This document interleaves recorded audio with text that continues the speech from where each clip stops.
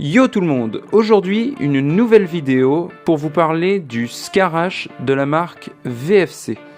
Alors, moi j'ai mon nozzle qui a lâché et je vais le changer avec vous et vous parler de ce nouveau nozzle que je viens d'acheter. Voici les nouveaux nozzles. Donc alors, le orange c'est celui du Scarache. Vous voyez quand même, il est nettement plus long qu'un M4. C'est sa petite particularité. Joint torique à l'intérieur, histoire d'assurer l'étanchéité maximum. Et bien sûr, ils sont en alu, donc logiquement plus résistants que ceux en plastique. Bon, alors, avant de le démonter, je vais expliquer 2-3 trucs. J'avais custom entièrement ma gearbox, donc plus de puissance, etc., etc., plus de couple, enfin bon bref. Le nozzle a lâché. Et oui, alors les billes se sont mises dedans. Au passage des billes, quelques-unes se coincent dans le canon. Forcément le nozzle pousse, ça force et ça casse. En le démontant, j'ai vu que le nozzle était complètement HS. J'ai dit ok, je vais le changer et pourquoi pas pour un alu. Alors je vais vous le présenter et on va voir ce que ça donne au final avec vous. Après, je n'ai absolument pas changé le hop-up, celui d'origine en plastique VFC. Et le nozzle d'avant, pareil, plastique VFC d'origine. Je pensais que ça marcherait, au final il y a eu un petit couac. Alors pour démonter la gearbox, rien de plus simple, c'est la même qu'une V2, juste le nozzle change et le selector plate change aussi. Sinon, pas de surprise. Pour ce qu'il en est à l'intérieur de ma gearbox et de ma config du Scar, je vais vous en parler brièvement. Alors, pour l'interne du Scarache et toute sa config, je lui ai mis un canon Deepfire 601. Même longueur que le canon d'origine. J'ai mis à la place du hop-up d'origine un Airsoft Pro. Je vous en parlerai plus tard dans une autre vidéo, car il y a des pour et des contre, et moi j'ai eu un petit souci et je préfère en parler. Peut-être que vous non, mais on verra sur une prochaine vidéo. Un joint hop-up le plus connu, le Prom violet.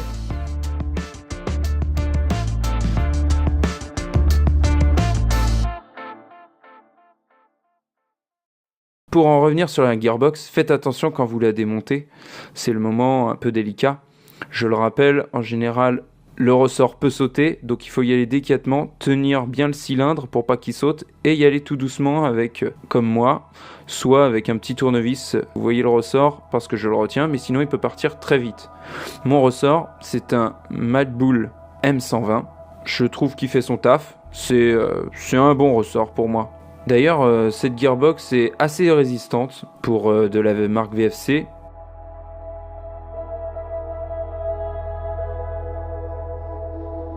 La tête de cylindre, c'est une Ultimate avec 2 joints toriques et un petit joint qui permet d'éviter les vibrations et de bien le caler. Après, un cylindre classique en alu que je trouve relativement bien. Et voici maintenant le piston et sa tête.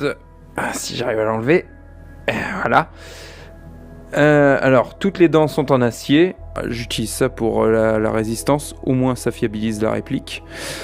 Avec un ressort comme le mien, j'ai préféré laisser une configuration high torque. Mais en tout cas, il résiste très bien. Je préfère ça pour les plus gros ressorts.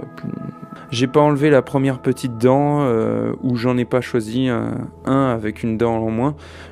Pour moi, c'est plus pour le high speed. Pas d'usure, rien. En tout cas, depuis 1 an d'utilisation, nickel. Alors, la tête de cylindre, c'est de la marque Q.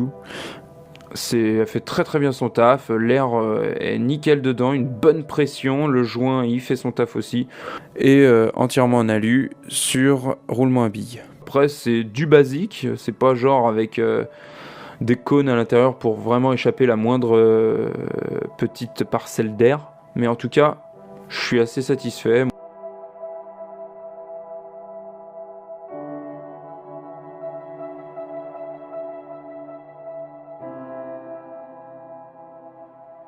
Voilà le nozzle. Alors ça c'est un nozzle que j'avais changé temporairement, mais moi j'ai envie de changer ça, j'ai pas envie que ça recommence les casses et autres. Donc on va voir. Je lubrifie légèrement le bout de la tête de cylindre, histoire que le joint torique du nouveau nozzle ne soit pas sec et risque des problèmes. Au moins comme ça il pérennise dans le temps et ça peut être un avantage aussi pour les répliques, quoi. Donc le nozzle, vous voyez, c'est exactement les mêmes. Ils ont aucun souci. Même celui de VFC en plastique avait un joint torique intérieur. Donc c'est quand même bien pensé. Il y a juste l'embout. J'ai l'impression qu'il est plus fin sur le nouveau nozzle en alu que sur l'ancien nozzle. Peut-être un peu plus de pression d'air. Donc peut-être qu'on gagne en FPS. Ça peut être intéressant. J'essaierai de passer au chrony. J'ai pas de chrony moi-même, mais bon, j'essaierai de faire un résultat dans les commentaires. En tout cas, le nozzle de VFC, le plastique est quand même bien. Si on fait pas trop de custom, si on bidouille pas trop, si c'est juste pour changer la pièce, alors là ça suffit mais amplement. Et si c'est un petit custom, je pense que ça suffit aussi amplement. Donc après moi, vu mon custom, je préfère passer sur un nozzle un peu plus level. On verra si vraiment l'alu a une grosse différence avec le plastique. Pour la résistance sûrement, mais qu'est-ce que ça fait pour la pression d'air et tout ça. Là on va voir vite fait le joint torique, ce qui est un avantage pour la pression. Vous voyez, il a un joint torique aussi. C'est quand même, je trouve ça assez réglo de la part de VFC. Alors pour les gears, c'est du SHS. Elles sont sur roulement à billes. Je préfère au niveau de la répartition des forces, c'est quand même beaucoup plus léger pour toute la tension qu'il y a dans une gearbox. Je les graisse légèrement, elles sont calées là. Pour le delayer, il est aussi sur roulement à billes, ça permet d'éviter d'user le tapet plate. Après donc c'est du 18 pour 1. Ça, 18 pour 1, c'est la rotation, la vitesse de rotation. 16 pour 1, ça va un peu plus vite. Et ça permet pour les plus petits ressorts d'aller plus vite. Je suis resté dans la norme de ce qu'on a habituellement dans une gearbox d'origine. Plus vous montez haut, donc du 100 pour 200, etc., etc., ça veut dire que c'est des gros ressorts qui vont dedans. Bon, alors vous voyez la tapette plate. Moi, bon, elle fait son taf, c'est celle d'origine. J'en ai pas trouvé sur le marché qui soit renforcée ou autre. Après, j'ai jamais eu de problème avec. On remet tout ça bien comme il faut. Vous voyez, le nozzle en tout cas rentre parfaitement. La tapette plate s'adapte. L'embouchure au niveau de la gearbox, pas de souci. Vraiment, c'est un nozzle, en tout cas mécaniquement, qui rentre dedans.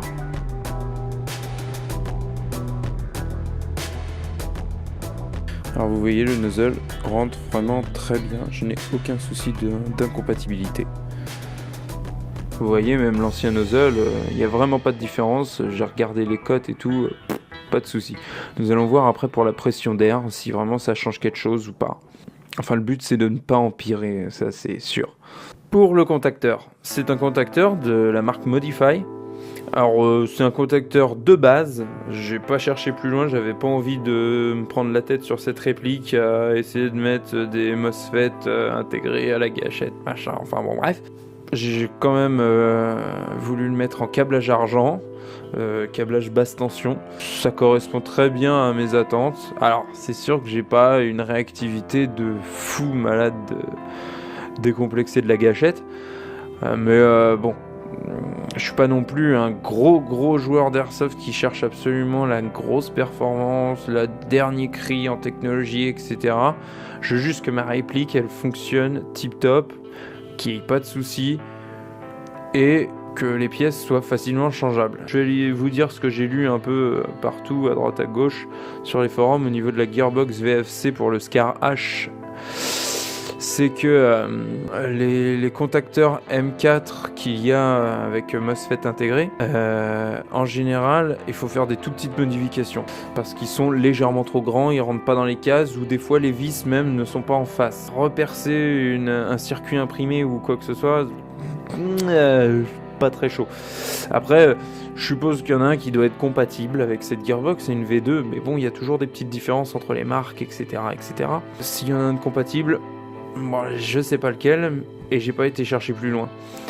Mais bon, j'ai voulu faire un truc qui marche, j'ai voulu câbler en basse tension, au moins comme ça, il y aura peut-être un peu moins d'arc électrique vu le câblage. Jusque là, j'ai pas eu du tout de soucis à ce niveau-là, donc satisfait.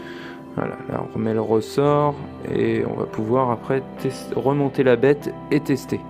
Bon, mon ressort a un petit peu d'usure au niveau, ça c'est à force de le manipuler et puis c'est sûrement à force de tirer avec la réplique. Bon, ça peut arriver, c'est que de la peinture, j'ai pas vu de résidus de peinture qui pourrait gêner. Alors attention, quand vous remontez, pareil qu'au démontage, vous tenez bien les éléments.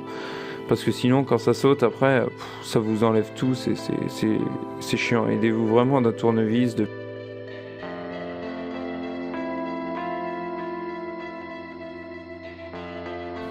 Hop, vous refermez bien tout ça.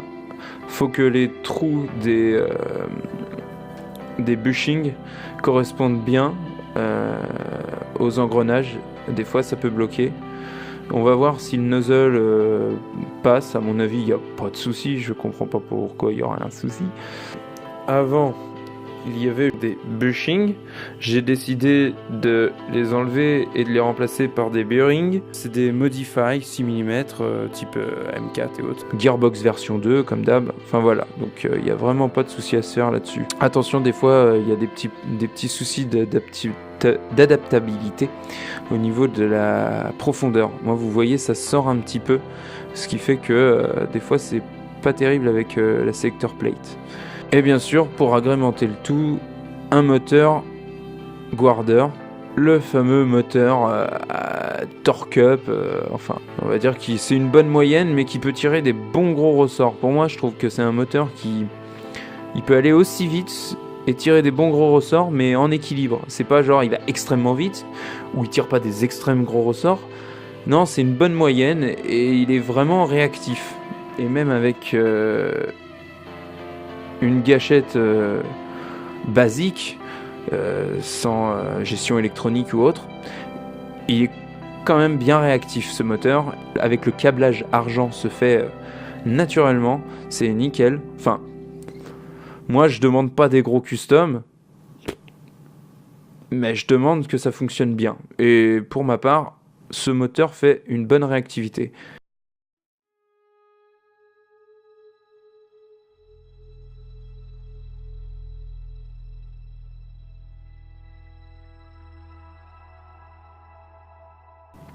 Voilà, on a remonté la gearbox. Vous voyez, comme je vous ai dit, les bushings frottent légèrement, mais c'est vraiment léger. Donc c'est nickel, à moindre mesure, bien sûr, parce que je sais pas ce que ça donne plus tard. Peut-être que la selector plate commencera à s'user et on verra s'il y a du jeu. C'est limite, hein, ça se joue à des millimètres. Pour l'instant, ça marche. C'est le seul petit point noir des bushings Modify que je vois pour le moment. Et ça dépend la gearbox. Je pense qu'il faut des gearbox un peu plus renforcées, ce qui fait que le métal est un peu plus épais, etc. Donc ça marcherait bien sur ce genre de gearbox. Sur cette gearbox, c'est vraiment limite. Alors pour le remontage, on va voir si ça passe hein, avec le hop-up. Et on voit que hop, vraiment pas de souci, pas d'accroche, rien, le nozzle tape pas sur le hop-up, donc c'est vraiment adapté, pas de souci. Je l'ai acheté pour, hein, mais on sait jamais, des fois il y a des petites différences qui font que, et là on se retrouve un peu coincé. En tout cas là, on peut acheter sans crainte, donc tout ça a ses avantages. Petit certes, mais ça contribue à la longévité et à la fiabilisation de la gearbox. Pour ma part, c'est exactement ce que je veux. Maintenant, on va voir ce que ça donne, si ça pète, s'il y a des problèmes de tir ou autre. Voilà ce que ça donne en partie. Les billes tirent relativement droite. Bien sûr, je parlerai du hop-up dans une prochaine vidéo, mais en tout cas, là, ça tire relativement droit. Ça fait 2 mois que je joue avec et je n'ai pas eu de soucis avec la réplique et avec ce nozzle. Donc, pour moi, j'approuve. Voilà, on se quitte sur ces petites images de partie et sur ce test en partie du nozzle et du Scar. Pour ma part, tout fonctionne. Allez, à la prochaine!